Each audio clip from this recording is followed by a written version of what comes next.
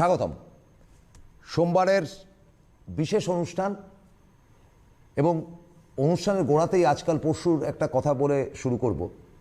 তা হচ্ছে, আপনারা জানেন যে আপনারা এই অনুষ্ঠানে ফোন করেন, ফোনের মাধ্যমে আপনারা আপনাদের ভবিষ্যতের কথা জানতে চান, কিন্তু ভবিষ্যতের কথা এটা হবে বা আপনি ঘরে বসে আপনার সমস্ত কিছু সলভ হয়ে যাবে এমন গ্যারেন্টি কিন্তু কোনো জ্যোতিষ কোনো চ্যানেলে দেন না, দেবেনও না। কারণ দেখবেন যে বিভিন্ন চ্যানেলে ডাক্তারবাবুরা আসেন, ডাক্তারবাবুদের যদি ফোন কলের আপনি করেন, ডাক্তারবাবুরা বড়জোর আপনার রোগটাকে নিরূপণ করতে পারেন যে আপনার এই অসুখ হলে সাধারণত সতর্কতা দরকার, খাওয়া দাওয়ার এটা করা দরকার, কিন্তু মেডিসিনের নাম তিনি বলবেন না। তখন আপনি কি করেন? ডাক্তারের চেম্বারে যান। ডাক্তারের চেম্বারে গিয়ে বলেন যে ডাক্তারবাবু, আমার তো এই দীর্ঘদিন ধরে ঘাড়ের ব্যথা, হলোটা কি? স্পন্ডিলাইটিস। তো স্পন্ডিলাইটিস হলো যে কী করছেন না, এটাতে মেডিসিন দিয়ে হবে না, এটা এক্সারসাইজ করতে হবে। তো কাজেই এই যে ব্যাপারগুলো রয়েছে, এই ব্যাপারগুলোর জন্য আপনাকে অ্যাস্ট্রোলজারের কাছেই আসতে হবে। কারণ একজন অ্যাস্ট্রোলজারই আপনাকে বলতে পারে যে একটা টেলিফোন আপনি করলেন সিটিভিএন লাইভে, তাতে করে বড় যে 2 থেকে 2.5 মিনিট আপনার সঙ্গে কথা বললো অ্যাস্ট্রোলজার, তা দিয়ে কি আপনার সত্যি সত্যি ভবিষ্যৎ তিনি জানালেন? সোজা সাপটা উত্তর চাই সজলকান্তি ভট্টাচার্যের কাছ থেকে। নমস্কার। মানুষের কর্মটাই হলো প্রারব্ধ কর্ম। সেখান থেকেই টোটাল ইহজীবনে সে কি ভোগ করবে, সুখ বা দুঃখ, সেটা নির্ণীত হয় তার প্রারব্ধ কর্ম থেকে। প্রারব্ধ কর্ম বা সঞ্চিত কর্ম, তার স্টোর হাউস হচ্ছে 9th হাউস। সুতরাং 9ম স্থান খুব সেন্সিটিভ জায়গা, ভিসাভিস দ্য অ্যাসেন্ডেন্ট অ্যান্ড ভিসাভিস দ্য আমাদের মুন সাইন। 9th হাউসটা কিন্তু ভীষণ ইম্পর্ট্যান্ট। এমনি ন্যাচারাল জোডিয়াকে 9th হাউসের লর্ড হচ্ছে জুপিটার, বৃহস্পতি। ধনুরাশি হচ্ছে ন্যাচারাল জোডিয়াকে হচ্ছে 9th হাউস লর্ড। সুতরাং এন্টায়ার সঞ্চিত কর্ম, প্রারব্ধ কর্ম যেখানে স্টোরেজ হয়ে আছে, সেই জায়গার থেকেই কিন্তু কর্মিক যে সাইকেলটা সেটা ঘুরছে। সুতরাং 9th হাউসে আমরা যদি দেখতে পাই যে any malefic planet, natural malefic planet deposited হয়ে আছে কোনো চার্টে, সঙ্গে সঙ্গেই কিন্তু সেটা কিন্তু it will bring untold misery of that particular জাতক। আমি একটু একটা ফোন ধরে নিই। হ্যালো। নমস্কার প্রসূনদা, আপনাকে নমস্কার। সজলদাকেও নমস্কার। কে বলছেন? আমি বর্ধমান থেকে বলছি, আমার মেয়ের সম্বন্ধে জানবো। হ্যাঁ, মেয়ের ডেট অফ বার্থ বলুন। হ্যাঁ, মেয়ের নাম অঙ্কিতা চক্রবর্তী ও date of birth 6 October 2000। 5th 6/10/2000। হ্যাঁ। আচ্ছা, বেশ। বলুন। সন্ধ্যে 6:25 জন্ম, বর্ধমানের জন্ম। 6:25 PM, 6:25 PM বর্ধমানে জন্ম। সন্ধ্যে 6:25 বর্ধমান। বেশ। তাহলে আসছে ফ্রাইডেতে জন্ম, তাই তো? হ্যাঁ হ্যাঁ। মেষ লগ্ন, মকর রাশি, টোটালটা বলবেন, তুলাশারা যা যা আছে। নক্ষত্র। কি আসছে? বৃহস্পতি শনি কনজাংশন, লগ্ন হচ্ছে মেষ, বুধ শুক্র কনজাংশন রয়েছে। তাহলে রাহু 3rd হাউসে রয়েছে। অনলি দ্য নেগেটিভ ফিচার সেটা হচ্ছে 9th হাউসে কেতু। 9ম স্থানে কেতু যেই ডিপোজিটেড হয়ে গেল, সঙ্গে সঙ্গে কি হলো? হায়ার স্টাডিজের ক্ষেত্রে কেতু পুলব্যাক করবে। উচ্চশিক্ষার জায়গাটা কেতু কিন্তু ওই জায়গাটা কিন্তু শেড ফেলবে এবং ওটা পার্মানেন্টলি ড্যামেজ করবে। তো উচ্চশিক্ষার জায়গাটা কেতু একাই কিন্তু ওই জায়গাটাকে কিন্তু ড্যামেজ করে যাচ্ছে। বুধ শুক্র combination in the 7th house, যেটা হচ্ছে ওর ম্যারিড লাইফটার ক্ষেত্রে কিন্তু ভালোই হবে, কারণ সপ্তমপতি শুক্র ওখানে বসে আছে, তার সঙ্গে মার্কারি ওখানে কনজাংশন হয়েছে, that is a very good sign. Rabi in the 6th house, that is also good, কারণ এনি মেলিফিক প্ল্যানেট 6-এর সঙ্গে অ্যাটাচ হয়ে গেলেই সঙ্গে সঙ্গে কিন্তু অ্যাক্সিলারেশন পয়েন্ট, অর্থাৎ উপচয় পাপগ্রহগণ শুভফল দেবে।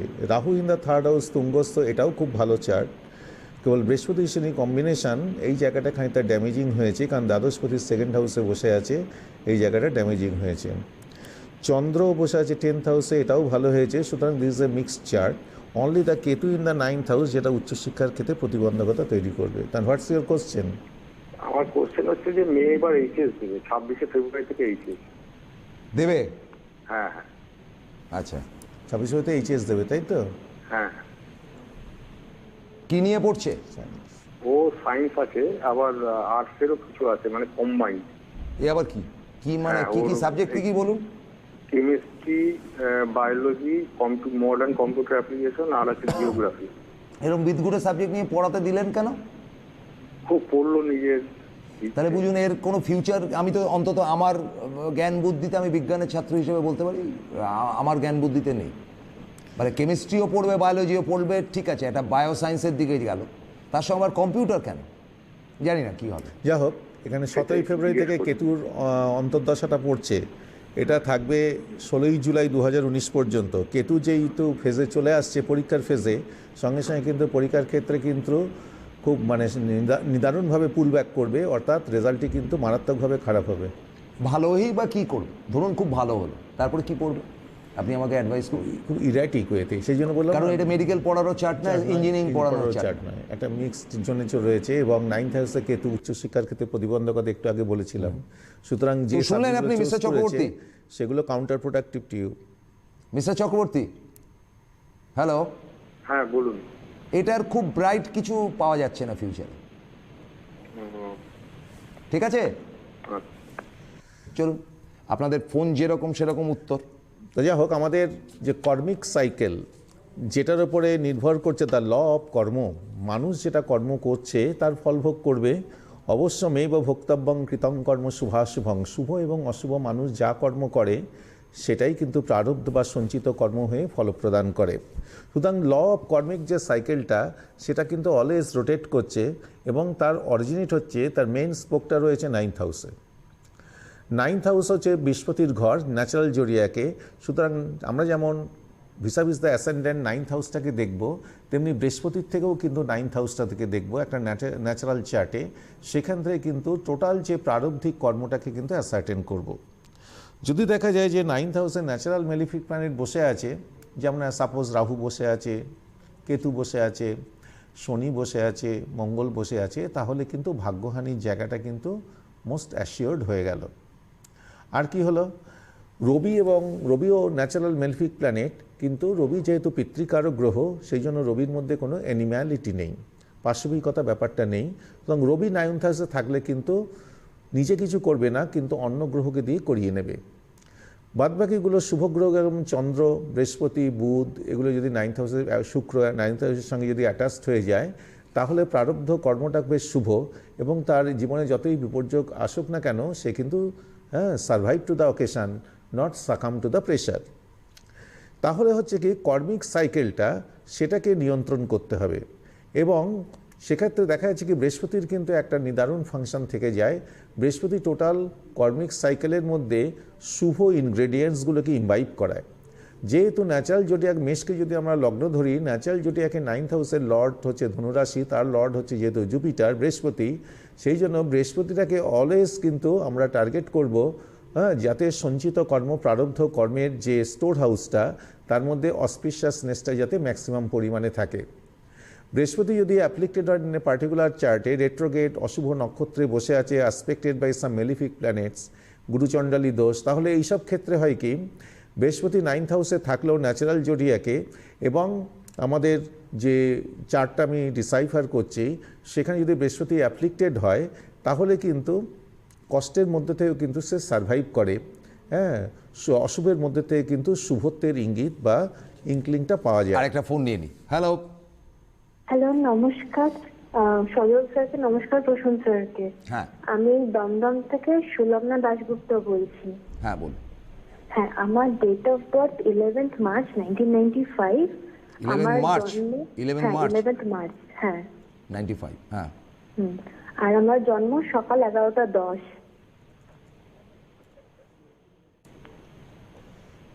কলকাতায় নাকি? হ্যালো, হ্যাঁ হ্যাঁ, আলিপুরে।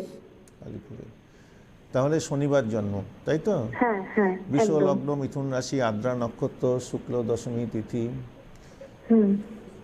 এমন একটা টাইম চলছে, কোনো ডিসিশন নিতে পারছে না, ফ্লাকচুয়েট করছে, ইনডিসিশনে ভুগছে। হ্যাঁ, যেটা মানে অ্যাকচুয়ালি আমার চার্টে দেখুন, ফেল। মানে এটা হচ্ছে মানে বর্তমানে বৃহস্পতির ওপর দিয়ে বৃহস্পতি পাস করছে, এবং সেখানে কি হচ্ছে কি, মানে বিশ্বলগ্ন বিশ্বরাশির সময়টা খারাপ, সেটাও এখানে রয়েছে। মিথুন রাশির সময়টাও খারাপ। এর শিক্ষা রয়েছে, হ্যাঁ, সরকারি চাকরির ক্ষেত্রে মানে পরীক্ষা দিয়ে সময় নষ্ট না করে প্রাইভেট সেক্টরে কিছু কাজ করা দরকার। এবং বৃহস্পতির মধ্যে বৃহস্পতি পাস করছে, লগ্নের সপ্তমে বৃহস্পতি রয়েছে, তাহলে কি হচ্ছে মনের মধ্যে সবসময় একটা ফিয়ার সাইকোসিস তৈরি হয়েছে, তাই তো? একটা একদম ভয় ভয় ভাব আর কি, বুঝেছেন তো? প্রচন্ড বাজে ভাবে। হ্যাঁ, প্রচন্ডভাবে একটা ফিয়ার পাস করেছে সাইকোসিস। কতদিন? হ্যাঁ গ্র্যাজুয়েশন করেছে কতদিন? হ্যাঁ, আমি গ্রাজুয়েশন গত বছর কমপ্লিট করেছি, বাট মানে ব্যাপারটা হলো গ্রাজুয়েশনটা আমার 6 বছরে কমপ্লিট হয়েছে। বুঝলাম না। মানে আমার মানে বাড়িতে একটু প্রবলেম ছিল, তো সব মিলিয়ে আমার 6 বছর লেগেছে গ্রাজুয়েশনটাকে কমপ্লিট করতে। গ্র্যাজুয়েশনটা কমপ্লিট করতে 6 বছর লেগেছে? হ্যাঁ, আচ্ছা, তো কি নিয়ে গ্র্যাজুয়েশন করেছো? আমার স্ট্যাটিস্টিক্স ছিল। স্ট্যাটিস্টিক্স নিয়ে করেছো, তো তুমি এখন সরকারি চাকরির চেষ্টা চরিত্র করছো তো? হ্যাঁ হ্যাঁ একদম। সজলদা বলছেন যে প্রাইভেট সেক্টরে চেষ্টা করতে। হ্যাঁ হ্যাঁ, ওটাই এখন করতে হবে। মানে কিন্তু মানে আমার জাস্ট একটাই মানে জিজ্ঞাসা, মানে কোনোভাবেও কি সরকারি চাকরি হতে পারে? সরকারি চাকরি কি এক্ষুনি কিছু হতে পারে? হবে না, কারণ সরকারি চাকরির কারক রয়েছে রবি, এখানে শনির সঙ্গে কম্বাস্ট হয়ে বসে আছে। সুতরাং রবি হটেস্ট প্ল্যানেট, শনি কোল্ডেস্ট প্ল্যানেট একই ঘরে কনজাংশন বা কম্বাস্ট হওয়ার জন্য সেই আশা কিন্তু সুদূর পরাহত, কঠিন, কঠিনতম। সুতরাং সুলভ না, মিরাজের পেছনে এটা না কিন্তু ছুটে কঠিন। বাস্তববাদী হন। ঠিক আছে? আচ্ছা আচ্ছা, ঠিক আছে, থ্যাংক ইউ স্যার। ওকে, আমি একটু জানিয়ে দিই চটপট পরের ফোনটা আসার আগে। আগামী রোববার পশ্চিম মেদিনীপুরের মহাজাতি লজ 12টা থেকে বিকেল 5টা, সজলদা। আগামী শুক্রবার কৃষ্ণনগর হোটেল ত্রিনাথ লজ, কৃষ্ণনগর স্টেশনের কাছে। আগামী বুধবার সকাল 11টা থেকে বিকেল 3টে হিন্দমোটর 28 নম্বর BN Das road near Manushgola. Same আগামী বুধবার সিথিরমোড় বম্বে ডাইংয়ের শোরুম 4টে থেকে 7টা বিকেলে। মঙ্গলবার বালিতে Nimtala Allahabad bank building fortune টাওয়ারে 5টা থেকে 9টা। শনিবার কল্যাণীতে হোটেল গ্রিন প্যালেস 12টা থেকে 3টে। প্রত্যেক সোমবার ও বৃহস্পতিবার গড়িয়াহাটের 115D Rashbehari avenue opposite triangular park 11টা থেকে 3টে। প্রত্যেক সোমবার হাওড়াতে গীতা প্যালেস 4টে থেকে 8টা opposite Kadamtala head post office. এছাড়া প্রত্যেকদিন সকালবেলা চারু এভিনিউ অর্থাৎ রবীন্দ্র সরোবর মেট্রো স্টেশনের পাশে, এবং বিকেলবেলা বাঙুর এভিনিউ নিউ পোস্ট অফিসের কাছে। সেটা হচ্ছে গিয়ে P31 ব্লকে বাঙুর এভিনিউ। এই হচ্ছে গিয়ে সজলদার উইকলি প্রোগ্রাম। হ্যাঁ সজলদা যেটা বলছেন। হ্যাঁ, তাহলে আমরা আসছি যে কর্মিক শিডিউল, অর্থাৎ কর্মের উপর ডিপেন্ড করছে আমি পৃথিবীতে নিজের জীবনটাকে কিভাবে এস্টাবলিশ করব। প্রারব্ধ কর্ম সেটা যদি নেগেটিভলি যদি খুব দৃঢ় হয়, তাহলে কি হচ্ছে, তাহলে জীবনে এস্টাবলিশমেন্টের পথে কিন্তু so many obstruction and obstacles will pin down হয়ে যাবে। সুতরাং 9th হাউস লর্ড যদি ওয়েল ডিপোজিটেড হয়, নবম স্থানে যদি ন্যাচারাল অসপিশিয়াস বেনিফিক প্ল্যানেটগুলো যদি ডিপোজিটেড হয়, তাহলে কিন্তু জীবনটা কিন্তু অনেক বেশি স্বচ্ছন্দময় হয়ে ওঠে। অনেক নেগেটিভিটি কিন্তু 9th হাউসের লর্ড বেনিফিক হওয়ার জন্য সে নেগেটিভিটিগুলো ক্রমশ কিন্তু ডিমিনিশ হয়ে যায়। কিন্তু অন দ্য কন্ট্রারি, যদি ওখানে বসে যায়, ন্যাচারাল মেলিফিক প্ল্যানেটগুলো বসে যায়, যে কোনো একটা বসে যায়, সঙ্গে সঙ্গে কিন্তু জীবনে কিন্তু উত্থান পতন এবং বিপর্যয় কিন্তু অ্যাসার্টেন হয়ে গেল। অর্থাৎ প্রারব্ধ কর্ম বা সঞ্চিত কর্ম যেটা রয়েছে, তার মধ্যে নেগেটিভ ইলেকট্রিক্যাল এনার্জি অনেক বেশি পরিমাণে থাকার জন্য জীবনের পথে পথে উন্নতির পথে পথে কিন্তু প্রচণ্ড অন্তরায় হয়ে যায়। এছাড়া যে গ্রহের দশা চলছে, সেই গ্রহটা কোন দ্রেক্কানে আছে সেটাকে আগে নির্ণয় করতে হয়। দ্রেক্কানটা যদি একটা গ্রহ শুক্রের দশা পড়েছে 20 বছর তার টোটাল স্প্যান, সুতরাং শুক্রটা যদি মধ্য দ্রেক্কানে থাকে, তাহলে হচ্ছে কি প্রথম 6 বছর সেই ভেনাসের দশা কমপ্লিটলি কিন্তু নেগেটিভ রেজাল্ট দেবে কিংবা ডরমেন্ট হয়ে থাকবে। আচ্ছা, আমি আরেকটা ফোন নিয়ে নিই। হ্যালো। হ্যালো, হ্যাঁ বলুন। হ্যাঁ আমি হৃদয়পুর থেকে বলছি। প্রসন্দা নমস্কার। নমস্কার দাদা নমস্কার। হ্যাঁ। আমি অসীম চক্রবর্তীর ওয়াইফ বলছি। আমি মিতা চক্রবর্তী বলছি আমার হ্যাঁ। মেয়ের সম্বন্ধে। হ্যাঁ, মেয়ের ডেট অফ হ্যালো। বার্থ বল। মেয়ের ডেট অফ বার্থ বল। হ্যাঁ, দাদাকে আমি দেখিয়ে এসেছি। দাদা আমি দাদার সঙ্গে একটু কথা বলতে চাই। দাদাকে আমি দেখে এসেছি। আচ্ছা, তাহলে হ্যালো। হ্যাঁ, তো দাদাকে দেখিয়ে এসছেন তো? না, আমার মেয়ে বুধবার দিন সেন্ট জেভিয়ার্স কলেজে জয়েনিং মানে কলেজে চান্স পেয়েছে। বাহ, ভেরি গুড। আমি ডেট অফ বার্থ বলেছি দাদাকে, আর একবার বলে দিচ্ছি, 29 জুলাই 1991 কলকাতায় জন্ম। 29 জুলাই 1991।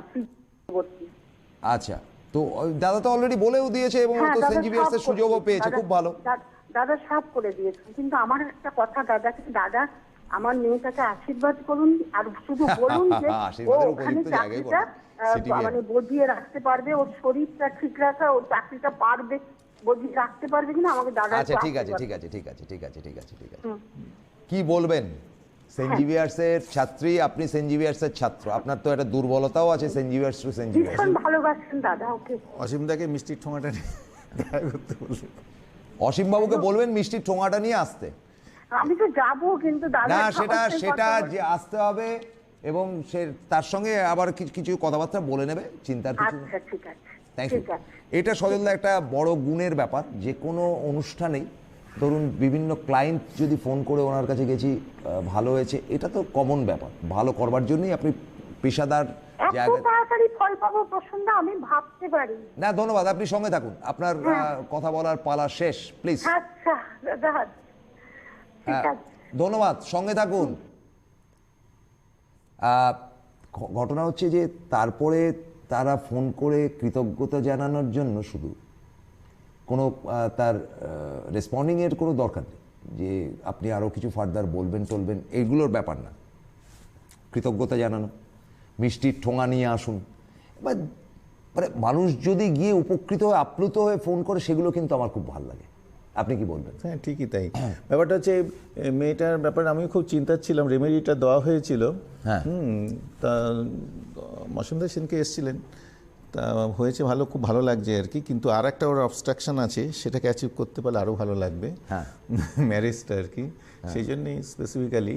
সুতরাং ওটাও হয়ে যাবে এপ্রিলের 4 তারিখের পরে, ওই জায়গাটা আবার জায়গাটা ক্লিয়ার হয়ে যাবে। সুতরাং 2019 ওর পক্ষে ইট উইল গুড ফরওয়ার্ডিংস, হ্যাঁ, টু হার। আগামী দিন 2019 অন্যদের পক্ষে খারাপ হলো না হলো, ওর পক্ষে ভালো, ওর পক্ষে খুবই ভালো। এবং তার তো already there is a major breakthrough, এবং ম্যারেজটা হয়ে গেলে একটাই মাত্র মেয়ে, খুব ভালো হয় আর কি। হ্যাঁ, যাই হোক, it is a very good tidings to us যে অ্যাস্ট্রোলজির সবচেয়ে ক্রিটিক্যাল পার্ট হচ্ছে রেমেডিয়াল অ্যাস্ট্রোলজি। তো সুতরাং রেমেডির জায়গাটা এত বেশি, এটা একটু ভালো করে বলুন। হ্যাঁ, রেমেডির জায়গাটা এত বেশি কনফিউসিভ যে ওই জায়গাটায় আমাদের কাছে এসে বলে উনি অমুক বলেছেন, তুমি বলেছেন, আপনি বলছেন, এই জায়গাটা আমরাও খুব কনফিউশনে ভুগছি। হ্যাঁ, প্র্যাকটিক্যালি ওই জায়গাটায় রেমেডিয়াল ব্যাপারটা অ্যাসার্টেন করতে গেলে নক্ষত্রটাকে ধরতে হবে, প্ল্যানেটটা কোন নক্ষত্রে রয়েছে, কোন কোয়াড্রান্টে রয়েছে। সূক্ষ্মাতিসূক্ষ্ম জায়গায় না গেলে, অঙ্কটা ঠিক মতো না কষলে কিন্তু রেমেডির জায়গাটা কিন্তু that will be a solution will be elusive. হ্যাঁ, এবং সেই জায়গাটা প্রপার পড়লে, এবং সেখানে আমি আগের দিনকেও বলেছি, প্রারব্ধ কর্মটা যদি ফিক্স জোনে থাকে তাহলে রেমেডিটা ওইখানে গিয়ে কাজ করতে অনেক দেরি করে। প্রারব্ধ কর্মটা যদি ভ্যারিয়েবল জোনে থাকে তাহলে রেমেডি দিলেই কিন্তু উনি যেটা বললেন সেটা খুব কুইক রেজাল্ট দিয়ে দেয় আর কি, ডেভিয়েট করানো যায়, এবং ওইটাকে অ্যাসার্টেন করতে হবে। সুতরাং মানুষকে ফালতু আশা দিয়ে লাভ নেই যে আমি এটা দেওয়া হলো অ্যাটলিস্ট 6 months টাইম লাগবে, আমি ম্যাজিক তো আর করতে ম্যাজিক তো করা যাবে না। সুতরাং হ্যাঁ, কোনোটা হয়তো বললো যে না আরও বেশি টাইম লাগবে, কোনোটা বলো যে immediately it will be yielding result. সুতরাং ওই জোনটাকে অ্যাসার্টেন করতে হবে, কোন জোনে কোন প্ল্যানেটটা যেটা বটলনেক্স তৈরি করছে সেটা ফিক্স জোনে আছে না ভ্যারিয়েবল জোনে আছে।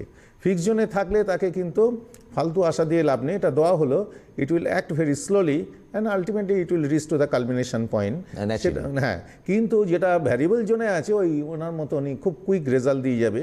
হ্যাঁ, কিন্তু ওইটাকে অ্যাসার্টেন করার পরে প্রকৃত যে রেমেডিটাকে সিলেক্ট করা, সেটাই কিন্তু অ্যাস্ট্রোলজির রেমেডিয়াল পার্টটা মোস্ট ক্রিটিক্যাল পার্ট। ওই জায়গাটা কিন্তু আসল ক্যারিশমা। প্রেডিকশান ঠিক হলো, সবই ঠিক হলো, কিন্তু টাইমিং অফ দ্য ইভেন্টস সেটাকে অ্যাসার্টেন করতে গেলে এবং প্র্যাকটিক্যাল রেমেডিয়াল মেজার দিয়ে সেই জায়গাটাকে ডেভিয়েট করানো, সেই জায়গাটাই কিন্তু আসল কিন্তু অ্যাস্ট্রোলজারদের কিন্তু হ্যাঁ তার যে অ্যাকুমেন অ্যান্ড অ্যালাক্রিটি রয়েছে that is the proven factor. সুতরাং রেমেডির ব্যাপারে we should be all our eyes open, all our years open, এবং অধীত বিদ্যা যেটা রয়েছে সেটাকে কালমিনেট করে একদম পিন পয়েন্ট প্রিসিশনে নিয়ে এসে কিন্তু রেমেডিটা দিতে হবে। সেই জন্য ক্ষেত্রে কিছু কিছু ক্ষেত্রে কিন্তু সিঙ্গেল রেমেডি দিতে কোনো কাজ হয়ে যায়, একাধিক রেমেডি দেওয়ার কোনো প্রয়োজনই হয় না, বরঞ্চ সেই জায়গাটা খুব ইরাটিক হয়ে যায় একাধিক রেমেডি দিলে। সুতরাং স্পেসিফিক প্রবলেম, স্পেসিফিক আচ্ছা, আমাদের last ফোনটা নিয়ে নিই সজলদা। সেটা দিলেই কিন্তু কাজ হয়ে হ্যালো যায়। হ্যালো হ্যাঁ হ্যালো হ্যাঁ বলুন। হ্যাঁ প্রসূন বাবু, সজল বাবু নমস্কার। নমস্কার। আমি মিলন ঘোষ বলছি উল্টোডাঙ্গা হাটকো থেকে। আচ্ছা, কার সম্বন্ধে? আচ্ছা, আমার ছেলের জন্মদিন হ্যাঁ, 12ই আগস্ট 2000। 12ই অগাস্ট 2000। আচ্ছা, টাইম বলুন। সময়টা বলুন। ও বিটেক ইঞ্জিনিয়ারিং। না না, আপনি টাইমটা বলুন। বিটেক টাইমটা হচ্ছে 3:59 বিকেল। 3:59 বিকেলবেলা। আপনি তো সব বলেই দিলেন, বিটেক ফিটেক পড়েছে। দেখি আরও কিছু আমি বের করতে পারি কিনা। শনিবার জন্ম, তাই তো?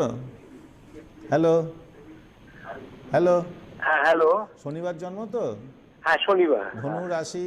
হ্যাঁ, হ্যাঁ এর শরীরটা ভালো যাচ্ছে না, বুঝলেন তো? শরীরটা ভালো যাচ্ছে। হ্যাঁ, এইটা হচ্ছে পয়েন্ট। সুতরাং সব আপনি ও কি বলবেন প্রাইভেট ইনস্টিটিউটে বিটেক করছে?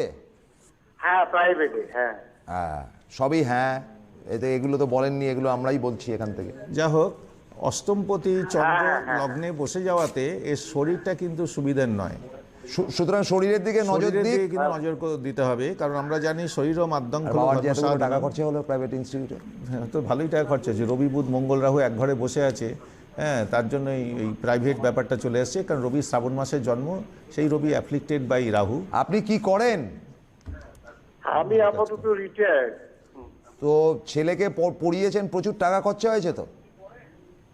না, আমি করতাম, চাকরি করতাম, পিএসসি তে ছিলাম। হ্যাঁ, যাই হোক, সে টাকা তো অনেক খরচ হয়েছে। না না, সেরকম নয়। ও তো জয়েন্ট এন্ট্রান্সের র্যাঙ্ক অনুযায়ী চান্স পেয়েছে। হ্যাঁ, জয়েন্টে কত র্যাঙ্ক হয়েছিল? জয়েন্টে গভর্নমেন্ট কলেজের থেকে তো কম বেশি হয়েছে। ওই তো, সেইটাই তো বলা হচ্ছে। তো খরচ কত হলো? কলেজে যে পড়ালেন কত খরচ হলো? 4 লাখ। 3.5-4 লাখ? হ্যাঁ, হ্যাঁ, ফর্মুলা এখনো পড়ানো শেষ হয়নি, সবে ফার্স্ট ইয়ার। ওই যাই হোক, সব মিলিয়ে প্রায় 1,04,000 টাকা খরচ আছে। হবে। হ্যাঁ হ্যাঁ হ্যাঁ হ্যাঁ। হ্যাঁ, ওইটাই বলছেন সজলদা যে খরচ আছে। চলুন, ঠিক আছে, সঙ্গে থাকুন। তো যাই হোক, এর শরীরটার ব্যাপারে নজর দিন, কারণ অষ্টম স্থানটা হাইলি অ্যাফ্লিক্টেড, যেখান থেকে মানুষের ভাইটাল ফোর্স, জীবনী শক্তি বেরিয়ে আসে, সেখানে রবি বুধ মঙ্গল রাহু কনজাংশন হয়েছে এবং অষ্টমপতি চন্দ্র লগ্নে বসে আছে। অষ্টমপতি চন্দ্র লগ্নে এবং অষ্টম স্থান হাইলি অ্যাফ্লিক্টেড। সুতরাং আমরা যখন একটা চার্ট ডিসাইফার করি, প্রথমে আমরা 8th হাউস থেকে টার্গেট করি, কারণ অষ্টম স্থান হচ্ছে অর্থাৎ তার জীবনী শক্তির জায়গা।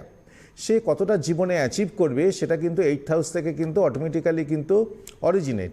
তা অষ্টম স্থানে রাহু বসে যাওয়ার সঙ্গে সঙ্গে হচ্ছে, এবং সেটা জলরাশি, এবং ওখানে মঙ্গল পরম শত্রু কনজাংশন হয়েছে। এর ফলে হচ্ছে কি, জল থেকে কিন্তু সমূহ বিপদ এবং জলবাহিত রোগের থেকে কিন্তু প্রচুর বিপদ রয়েছে, এবং এর শরীরটা কিন্তু হাইলি অ্যাফ্লিক্টেড হয়েছে, বিকজ অষ্টমপতি লগ্নে এবং অষ্টম স্থানে মঙ্গল রাহু কনজাংশন এবং চতুর্গ্রহ যোগ, 3-এর অধিক প্ল্যানেট একটা জায়গায় যদি কনজয়েন হয়ে যায়, তাহলে কোনো প্ল্যানেটই কিন্তু তার স্বকীয় রেজাল্টটা কিন্তু এক্সিবিট করতে পারে না। এবং সেক্ষেত্রে কিন্তু মহর্ষি পরাশর বলেছেন গোলযোগ বলে একটা যোগ তৈরি হয়। সুতরাং এখানে কিন্তু আয়ুস্থান যেটা place of longevity, the entire vital force যেখান থেকে অরিজিনেট করছে, সেই জায়গাটা অ্যাফ্লিক্ট থাকার জন্য এর শরীর স্বাস্থ্যের ব্যাপারে কিন্তু always you should take maximum care, otherwise কিন্তু জীবনের কিন্তু অ্যাচিভমেন্টটা কিন্তু স্থবির হয়ে যাবে। থ্যাংক ইউ ভেরি মাচ সজলদা, that is enough for today. আজকের মতো শেষ করছি। শনিবার দিন দেখা হবে সন্ধে 6:35 নমস্কার।